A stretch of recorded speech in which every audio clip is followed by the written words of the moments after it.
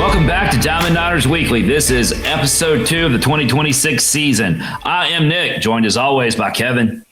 Hey, what's up, Niner Nation? With producer Brad, making it all go. Hey. All right, boys, we are back at it. We've had another week of Niner baseball in the books since we last sat down and talked. Niners went 3-0 on the week. Added a midweek game against Maine, took care of business there, went up to Old Dominion this weekend, and canceled game on Friday, which we can talk about in a number of ways. But then won Saturday in a run rule fashion, and then yesterday, we're talking on Monday night, folks. Yesterday was a nail biter, but it all worked out. Niners get the 1-run win. So 7-3 on the season. Great first 10, so we're 20% of the way basically into the season, and we're 7-3. Kevin, you know what did you see last week? Hey, we're on a 6-game winning streak, so the Niners are hot. They, like I said, second consecutive sweep in the weekend, even though we lost Friday's game to weather.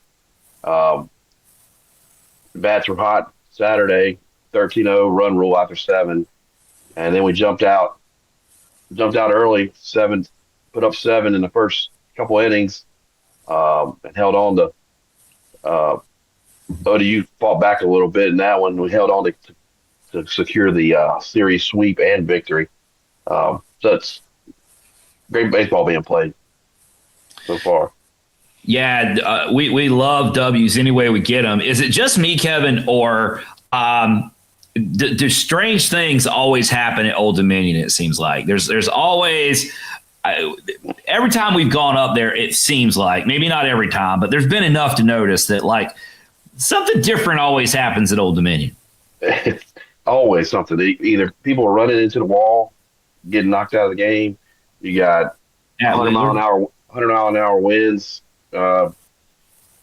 making it look like slow pitch softball out there, and then you got.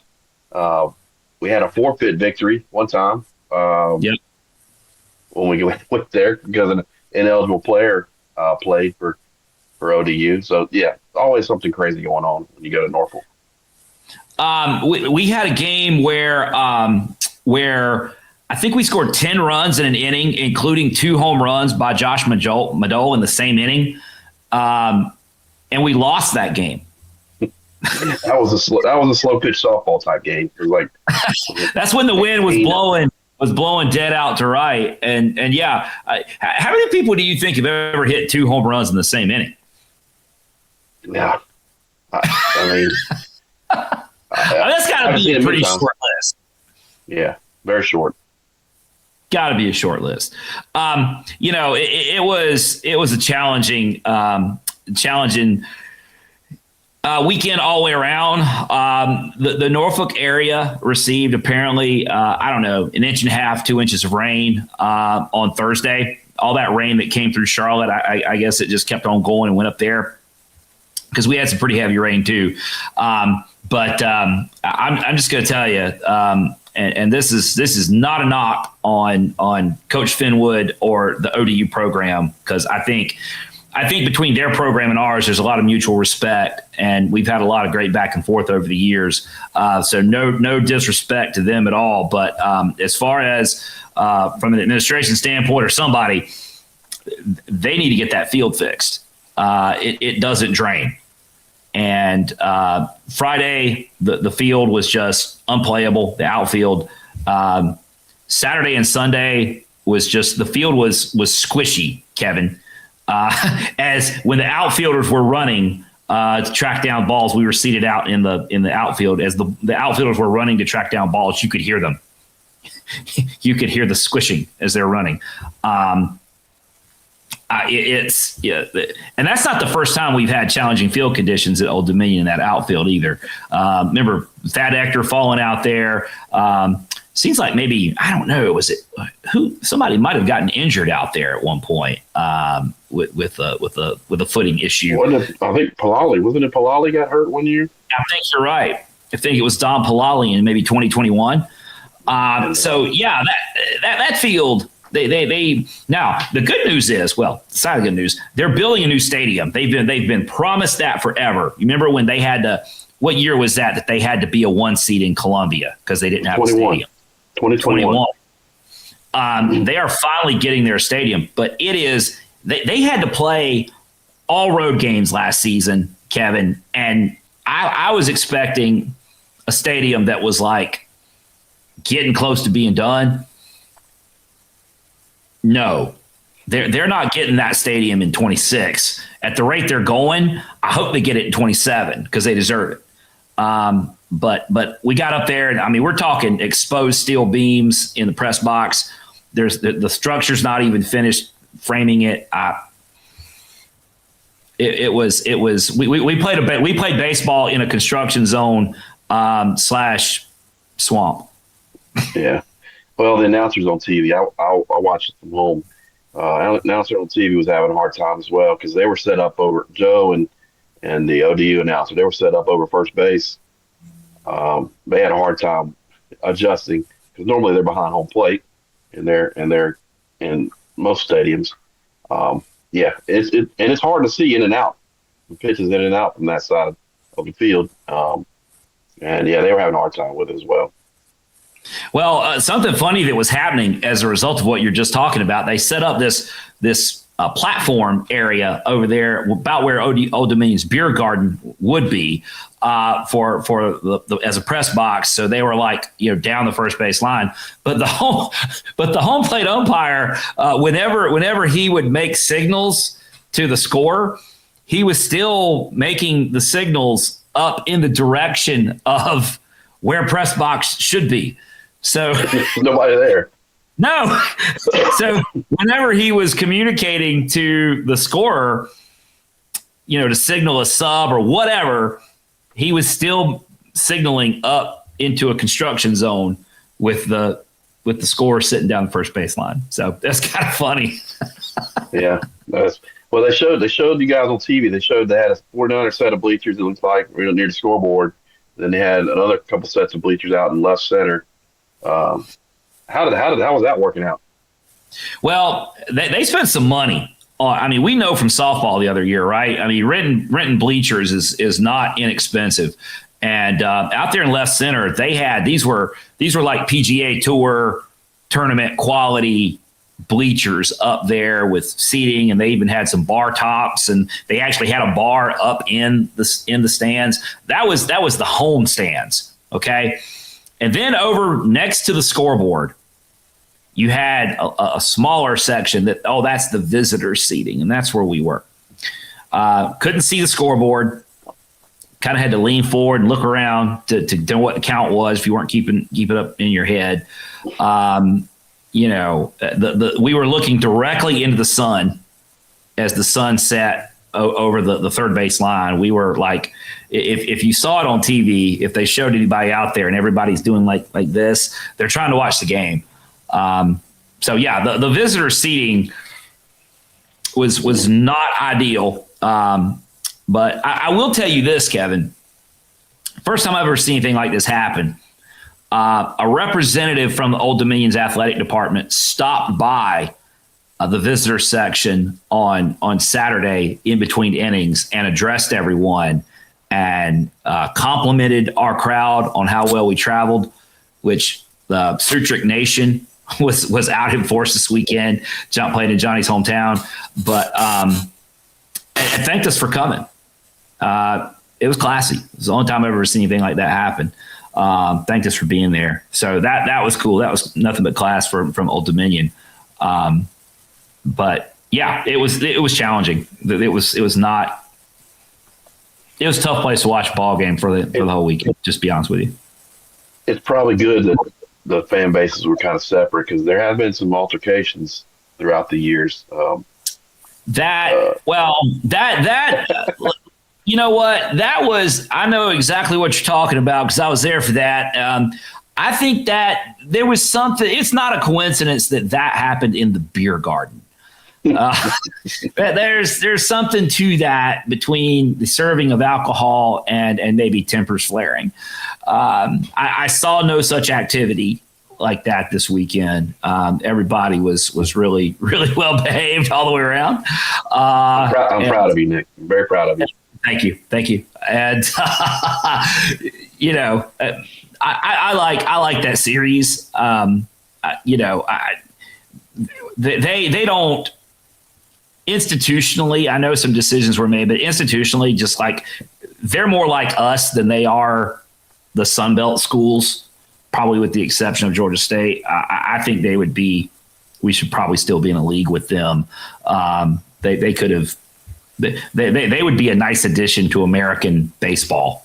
But I know that's just not how that stuff works. But Coach Finwood and his staff, I've got complete respect for the way they run their program, and I wish they'd get their stadium finished for them, whoever their contractor is, and two, as long as they're spending $25 million on a stadium, it'd be cool if they put some drainage in that outfield for them. That's my only comment on that.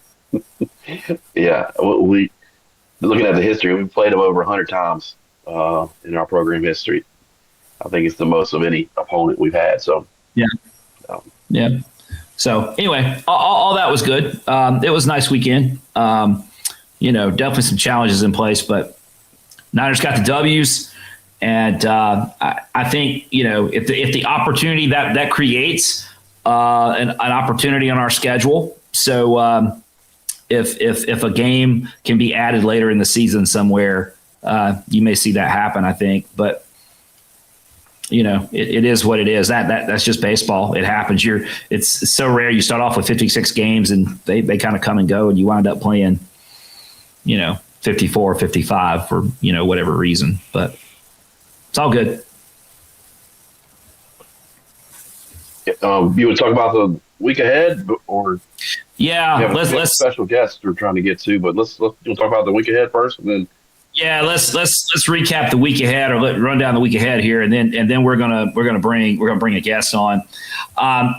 Big week, and I'm tipping my hand here, Kevin. We've got UVA rolling in. I think D1 has them 11th this week. I think I saw that. I think Baseball America had them 11th. Baseball America has D1.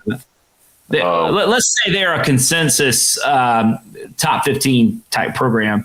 The Virginia Cavaliers are coming in here for 2 games with the Niners Tuesday night, which this probably come out on Tuesday, 6:00 at the Hayes. And that's awesome to have a big name opponent coming into the Hayes on Tuesday night. Hopefully the students are out in force. Hopefully everybody can get out to that game. It's going to be fun. Niners are hot. Virginia is on a roll. 10-1. Yeah, 10-1. We're 7-3, won 6 in a row. But then Wednesday night, we're going to K-Town. It is our annual visit to Atrium Health Ballpark in Kannapolis, and obviously I'm repping my adopted hometown, Cannonballers. We always get excited about that, Kevin. Not only is it we live up this way, but there's just so many historical links between Charlotte baseball and Kannapolis. Yeah, it's a long list. I think you went and wrote a little summary one year about kind of all the connections between Kannapolis and Niner baseball, but when really the Hayes, the namesake of the stadium, the Cannon family, with Robert and Miriam Hayes, donating money to 49ers athletics throughout the years. Strong connection there, and then all the way up, you go all the way up to Hale Sims pitching for the Cannonballers this year. When we had to move out of while the Hayes was under construction, we played games in Kannapolis, at the old Intimidator Stadium. But it was J.W. Cannon founded Kannapolis and was the owner of Cannon Mills, and it's his granddaughter that is Miriam Cannon Hayes. So there's just all these, Charlotte baseball and K-Town kind of linked that way. And so it's always exciting when we get to come out there and, Matt Millward, Scotty Brown, the whole Cannonballers crew, Trevor Wilt, no stranger to us. is all they do a great job out there, and we love playing in that ballpark. Yeah, I can't wait. Yeah, I go to that ballpark even in the off season. They have it open year round, and my family will go eat dinner and then take a little lap around the ballpark just for the heck of it. It's awesome. Awesome place to watch a game. I'm sure it's great to play there. Play in a minor league park, professional park, for a lot of these college kids. It's got to be a great moment for them. I did notice some TV options for the games. Tuesday nights on ESPN Plus as normal, but it looks like the Wednesday game is going to be on YouTube. If you can't make it out to the Cannonballers Atrium Health Ballpark, there is TV available on that one. So I have a feeling that's on the Cannonballers YouTube channel. It might be. I have a feeling that's what it is. 6:05 for that game in Kannapolis. 6 o'clock at the Hayes on Tuesday night. 6:05 for the game at Atrium Health Ballpark in Kannapolis. So, by the way, the weather on Wednesday, tomorrow looks all right, but Wednesday is like sunny and 72, Kevin. That's like thermostat weather. Come out to the Hayes on come out to the Hayes on Tuesday night, come out to Kannapolis on Wednesday. Gonna be fun. Yeah, looking forward to it. Yeah, and then this weekend we've got something a little different. It's not really a tournament, but it's a 3-team weekend. I might be telling this story wrong, but we were scheduled to play Western Carolina, and then Radford had a cancellation and needed somewhere to go, and through coaching circles and whatnot, Radford ended up being added to this weekend. So we're going to kind of play a bit of a round robin on Friday and Saturday and Sunday at the Hayes. So we will get some games against both Western Carolina and Radford this weekend.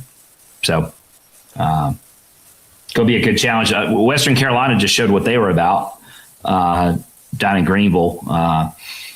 Took the final game of the Keith LeClaire Classic against Eastern. So Western beat Eastern now. Western greater than Eastern. Everybody knows that. I did get a chance to watch some of that game. Yeah, that was pretty good baseball. They were going back and forth. Great defensive plays, made big pitches, and it was a good ball game. I was pretty happy with the result. Yeah. All right. So all that being said, that's the housekeeping. I think it's time to bring on our guest. We've got him here. He's been patiently waiting while we talk baseball, but we're going to get him in here and go over some things with him. Here's Joseph Taylor, straight out of Apex, North Carolina, the junior right-handed pitcher, number 29 in your programs, but number 1 in your hearts. What's up, JT? Hey, how you doing? Thanks for having me. Man, this is awesome chance. I don't know. This interview, JT, is like 3 years in the making, right? Yeah, my parents have been begging y'all to have me on. I know that. So they watch it every week. So this is pretty awesome for me. Well, no, let's be clear. It's not your parents that were so anxious. It's your mom. Mom was like, when are you going to talk to my boy? And here you are. Right. Thank you. Oh man! So what time you guys have a day in between the trip from the Old Dominion and UVA tomorrow night? What time did you guys get in last night? We got in around 11:30, and then unpacked the bus. Probably got home around 12, so not too bad. Yeah. So I guess like to me that would be like a big deal. I got back in about 10, but hey, you're young, right? You just roll through it. Right. Yeah. The bus rides are always fun after a win, so it wasn't too bad. That's awesome. Well, JT, whenever we have a new guest on, we usually kind of rewind it back in time and talk about kind of how you got to Charlotte and your recruiting process and all that good stuff. So take us back a few years, your high school days, how your recruiting process went, and tell tell us what you liked about Charlotte and what made you come be a Niner. So I went to Pro 5 my senior year, had no offers. I threw one inning at Liberty and kind of shoved, made a good play at home, and then got a text from Coach Bick. Kind of didn't hear from him for like a couple of weeks, and he had me on campus, and I pretty much committed on the spot. So very fortunate for Charlotte. I didn't have many offers coming out of high school, but they took a chance on me, and I feel like it's worked out ever since. So yeah, and I love Charlotte. I love like the town, and I've really been around here before I committed, but love the town, love the campus. Everything's awesome here, and the baseball's pretty legit too. So, When you first came and stepped foot on campus, like what got your attention first? I mean, you're in high school, taking a recruiting visit. Like what just reached out and was like, oh my God, look at this. I mean, honestly, just how nice it was. It was just like new. Like the campus is just, it's so new looking. And when you go like to older colleges and stuff, like I always grew up kind of on Chapel Hill's campus because my dad works there. And I don't know, Charlotte kind of just blew it out of the water with just like how like nice the buildings look and everything, how like all the brick and everything like that just like caught my eye. And then, the campus was huge for me when I first got here, but it's kind of shrinked over time. And you spend so much time on the baseball field that it kind of just shrinks to that one little area too. So, but yeah, the campus is awesome, and that caught my eye first for sure. Yeah. Talk a little bit about going to Pro 5 Academy. I think Dante DeFranco went there as well, and I think we had a couple other guys in the past go to school there. Talk a little bit about that. That's a unique type place to play, right? Yeah. I mean, growing up, I knew I wanted to play college baseball. It was just, getting seen, and with COVID and stuff, it was just really hard to get seen by coaches. So, going to Pro 5, I grew up with like all those kids that played there. I played with them since I was 7. So I knew all the coaches and all that good stuff. So I knew it was like a good spot to get looked at, and really allowed me to like work hard. I went to practice at 8 a.m., would go to school for a couple hours, and go to a workout right after. So I mean, I was just playing baseball pretty much all the time, and it was 5 minutes away from my house, so it was really just a no-brainer. And then when I got there, I mean, I really just fell in love with baseball, honestly, that year, and really worked hard, and everything worked out from that. But it's funny how like one inning can change your life, and that's kind of how I got to Charlotte, and then I think that's pretty cool. Going back a little bit before that, JT, do you remember like how old you were, or kind of what maybe what grade you were in when you started realizing that baseball was more than a game to you? I mean, because at this point, you're a D1 pitcher. It's a big part of your life. When did you realize that your passion for baseball was such that you were going to pursue it to this level? Yeah, honestly, really early on for me.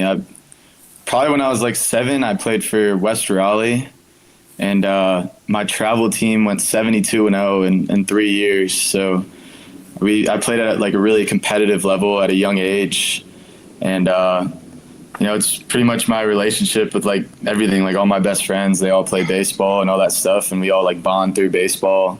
My parents love it. Obviously, you could hear my mom in the stands. They love it. So, yeah, it was a really early age. I mean, I knew I was talented and good, but, like, I fell in love with baseball, and like, I love to work hard at baseball. So I would say, like, a very early age. And then when I fell in love with pitching, I was probably, like, 14, 15, because I used to catch and hit my whole life. So I fell in love with pitching at, like, 15. I think I hit 90 for the first time at, like, 15, 16. So I was like, I have a legit chance to do this. So that's interesting. Yeah, you were a catcher prior to stepping on the mound. Did you pitch any leading up to that, or just you decided to make a change, or you got tired of blocking balls? Yeah, right. You want to be on the other side of it, and you want to be spiking the balls. No, I threw a lot for my travel teams, and then my high school coach just never let me pitch. Like, he just didn't believe that I pitched, and I was a pretty solid catcher, pretty solid hitter, but that's what Pro 5 offered me as well. Like I went there just to be a pitcher, and that like changed my life. So yeah, I love to play catcher and hit and all that stuff, but honestly I wasn't very good at it. So it took a lot of stress off me when I became a PO full time. So don't expect to see you pinch hitting anytime soon. No, hopefully not. I hope you guys don't have to see that. I gotcha.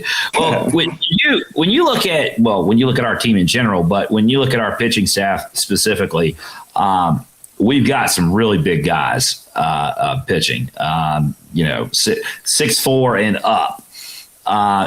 You're 5'9". and there's nothing. I am not here to put off on anybody that's 5'9" because I'm 5'9". What do you think? What do you think it is that makes what you do so effective? Like what? Go ahead. It's just us here. What's your secret?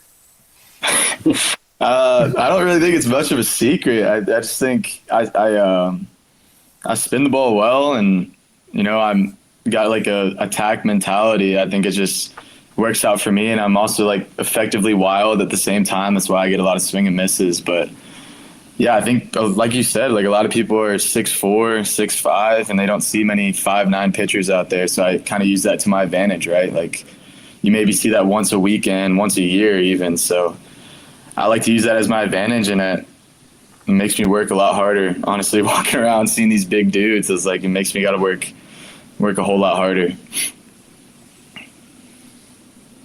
Yeah, it's all about physics, man. It's like you just have a little less leverage than the guys blessed with a lot of height. But yeah, you get it done, man. Pitchers come in all shapes and sizes, and as long as you pound the zone, man, you get the job done, right?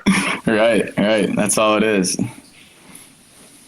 Do you think that's maybe an overlook? We talk about like changing lefty righty. You talk about changing arm slots, things like that, different looks. I mean, you're if you're coming in behind somebody that's 6'4" and you're bringing you out of the pen at 5'9", I mean that you're going to change their eye level right off the bat. Right. Yeah. Right. I mean, that could be something that you could look at. I bet you Coach Woodard's probably thought of that a couple times. So I don't know though. I don't think that's something that a lot of people think about. But I mean, it could be a thing.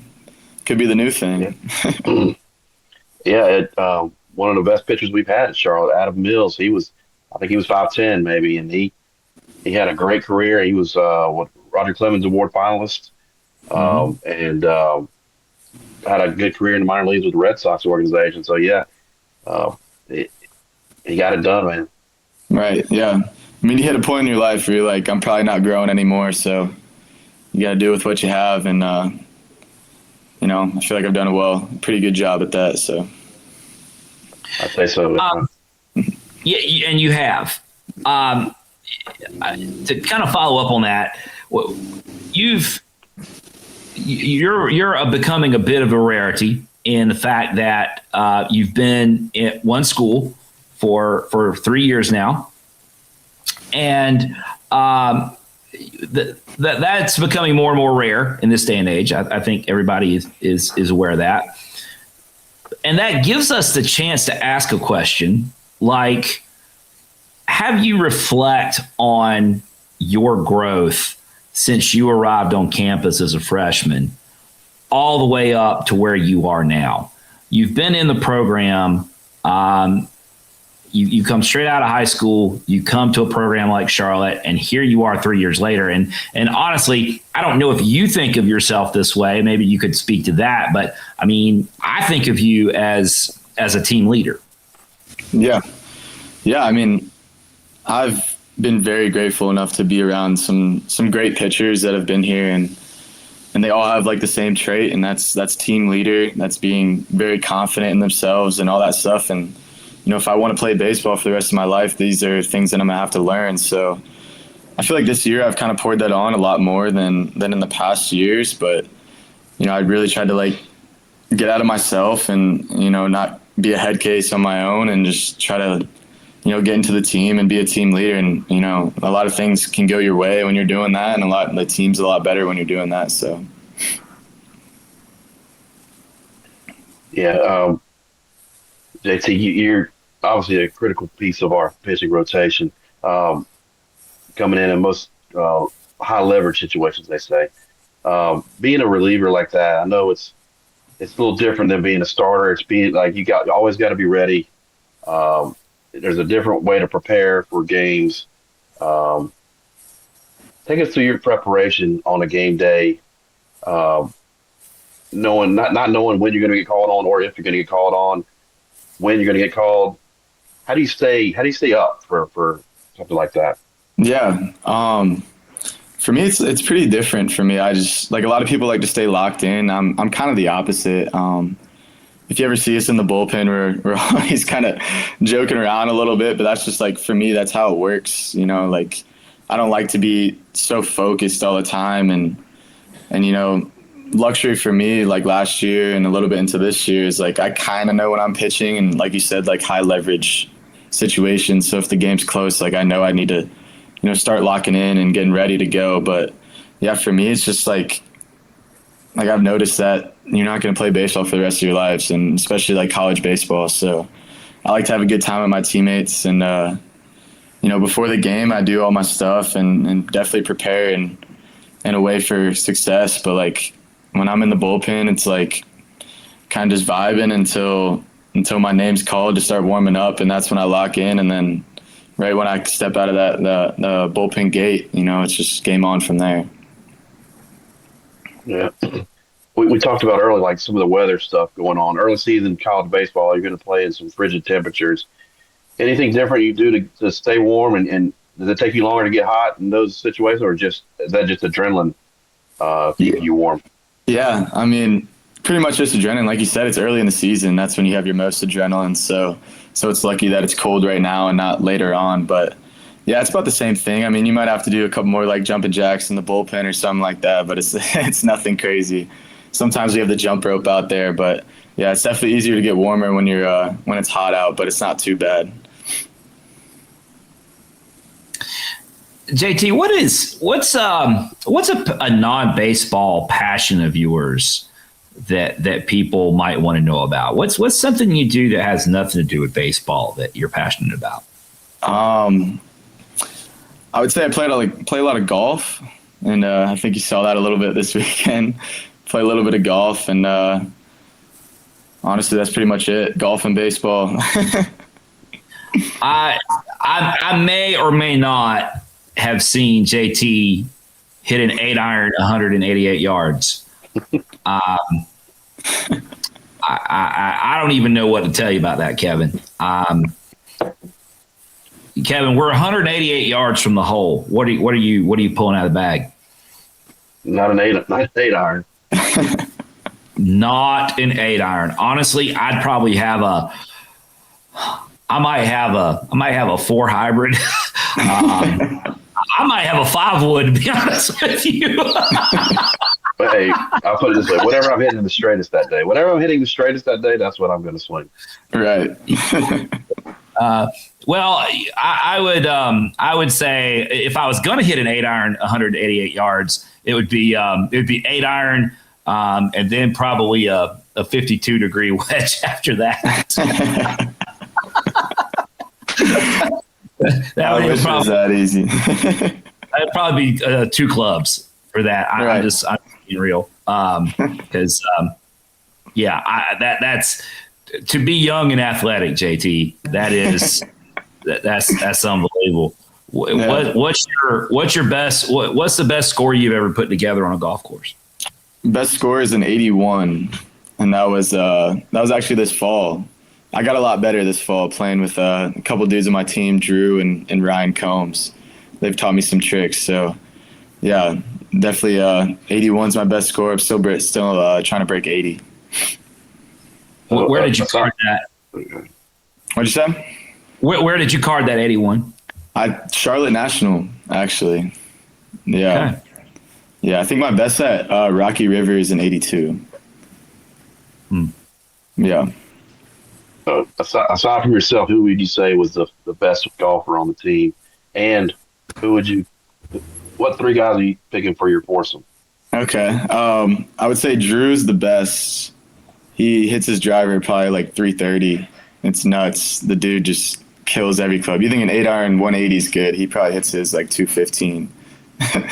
Dude's a dog. And then Combsy, I'll probably pick Drew, Ryan Combs, and then probably Jaden Winter. He hits his clubs very far as well. You notice, Kevin, it's always pitchers. I mean, seriously, like when you go back to like that, like Greg Maddox and Tom Glavine and John Smoltz. I mean, John Smoltz could have been a pro golfer as easy as he could have been a professional pitcher. Right. Well, you play with the position guys. They got the big old fade. I play with Johnny Sutrick a little bit, and then Spencer Nolan.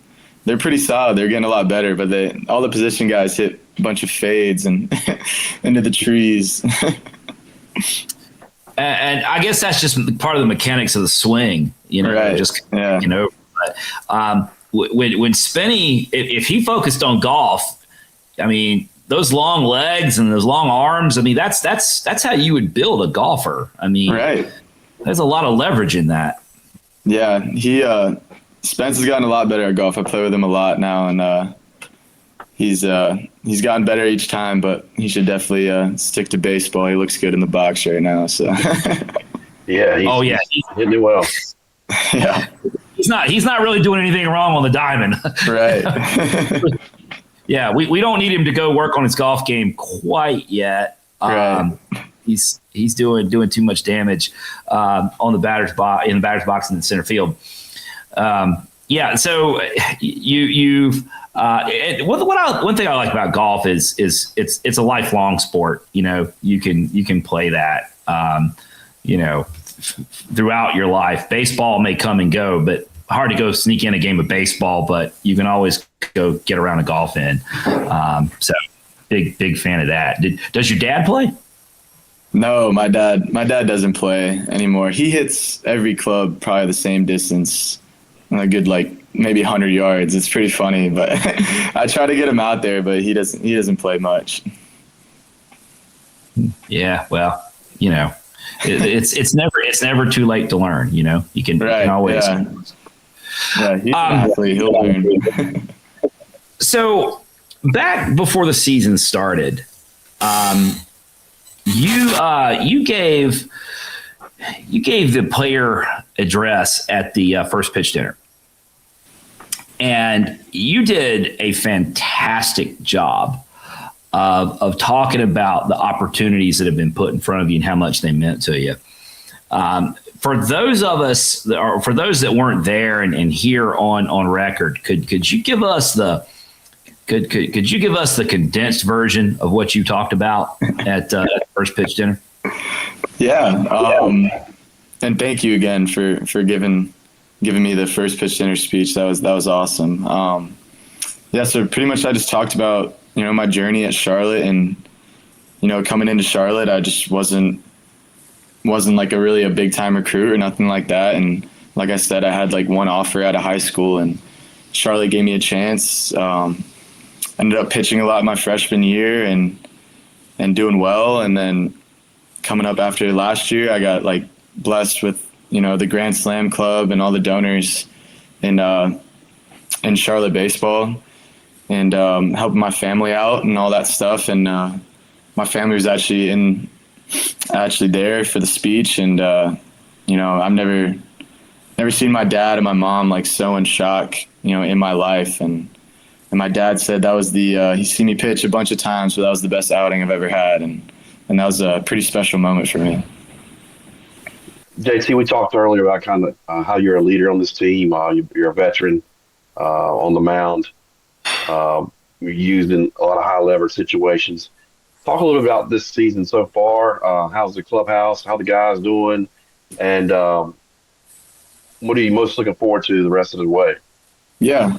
I'll say the biggest thing for this team was losing to San Diego. I think, a lot of us, saw that, and we were very upset. It's so early in the season, but you're still very upset about a loss. And I think we all came together and we're just we're not going to let, this season go to waste and all of our hard work go to waste. So I think ever since then, I mean, we've just turned it on. And Coach Woodard said something the other day on the bus. He was like, I've never seen so many guys that like, aren't playing right now and aren't pitching right now, just like absolutely just going nuts for their teammates. And I think that's like just a big part of our identity right now is just we're loud and, we love to see each other do well. And I think that's a great thing to have. And, every team has, good talent and all that stuff, but it's really like the culture that matters around the program. So I think we've done a great job with that. And then, I'm just excited for the next game. I'm just going to take it one game at a time. We get Virginia coming into the Hayes. So I think that's my first time playing a ranked opponent at the Hayes. So that's going to be a really cool experience for me and our team. So, JT, who knows what the future holds? You've got the rest of this season, and then we'll see from there. There's a lot of things out there in front of you, a lot of opportunities for you. When your time, whenever that happens, when your time with the program is done, when people reflect back on Joseph Taylor, what do you want them to remember?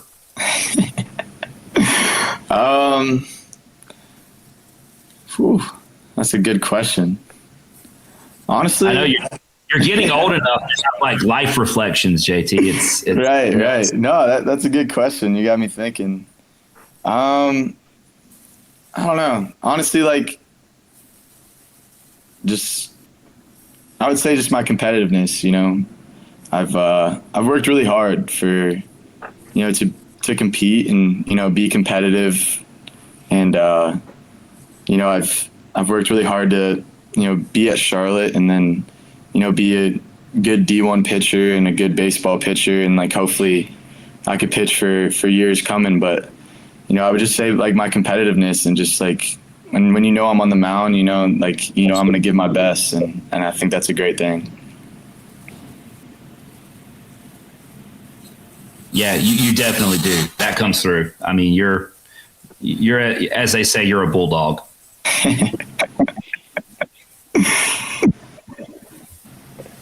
Yeah, I always feel comfortable when you come out of the bullpen. I know things are going to go well after that. Yeah. Yeah. So we always touch on this. I know that with the nature of academics and online classes and everything like that, but you are talk a little bit about what you're doing on the academic front and the degree you're working towards, and let everybody know a little bit about that. Yeah, I'm doing health systems management right now. I was doing exercise science because I wanted to do PT. I kind of wanted to open up my own PT place and kind of like / pitching lab, but struggled in anatomy and all that good stuff. So, there's plenty of time to come back to school and, follow my dreams, but I'm still going down that health route. So I'm just doing that right now. There's a lot in that field. There's a lot of opportunity in that field, not only with pitching, but just physical therapy and in general. So healthcare is a good solid bet. That's not going anywhere. That's yes, sir. Yeah, that's a good plan. I'm with the time we're going to start wrapping this up here, but if I don't do this, I'll regret it later. Your parents, particularly your mom's got to be your biggest fan. I'm just going to open up the floor here to you, JT. Why don't you give mom and dad a shout out? Because. All right. Well, mom and dad, I love you all so much. Thank you guys for supporting me. It means the world to me, and I hope I make you proud. Love you all. Oh, you definitely do, man. I know you do. It's not hard to figure that out in the stands. And she was, your mom was there this weekend, or at least she was there on Saturday. And I know she was watching yesterday when you got in the game. So that's pretty cool. Yeah, I'll say a big thing about, this program and like the parents, at least, like we have so many parents that travel and just, support the team. And I think that's so cool to see. You see a lot of like like the Sutricks are there every weekend. Wesley's parents. You know, I love like when my dad will show up on a random midweek and I won't even be pitching. Like he just wants to support the program. So I think it's really awesome. Like the parents and the squad we have right now is really tight all around. Yeah, you can tell. Go ahead, Kevin. You can tell, and then the team reflects that as well. Like you said, the team cheering for each other. You gotta guess where that comes from as well. Right. Yeah, I mean, I'll just say, I mean, one of the really cool things that Kevin and I have enjoyed over the years that we've been involved with the program is getting to know not only you guys on the field, but your families off the field. And you know, as an educator, what I can tell you is, or the way I tend to think of it is, when you see a good group of guys, that's no accident. They are reflections of the people that raised them, and we have some great guys on this roster. So it just speaks to the quality of the families that you guys come from. So I can't say enough about all our families. They're awesome, and it's really cool to watch them watch you guys, because they've got a lot invested in you, JT. Yes, sir. Yes, sir. They do. Okay, man. Well, we better get you some rest, because you are now, 24 hours from now, you'll still be on the field. UVA coming up at the Hayes, 6:00 Tuesday night, and then 6:05 on Wednesday night in Kannapolis before we get into the weekend series. So, all right, folks. Hope you enjoyed hearing from JT. Great young man. Appreciate you coming on. Can't wait to see you on the mound again at the Hayes, and it's just going to be. It's going to be a lot of fun watching you continue this journey. So thank you for letting us be a part of it. Thank you so much. Thanks for having me. Yeah. All right, folks, that's all the time we've got today. We're going to wrap this one up. Follow Diamond Niner Report on Twitter, Facebook, Instagram. You can find this wherever you find your podcast. Easiest place, YouTube. Check us out. Like, share, subscribe, and all that good stuff. For producer Brad, for Kevin, and for JT, this is Nick saying we'll see you at the Hayes.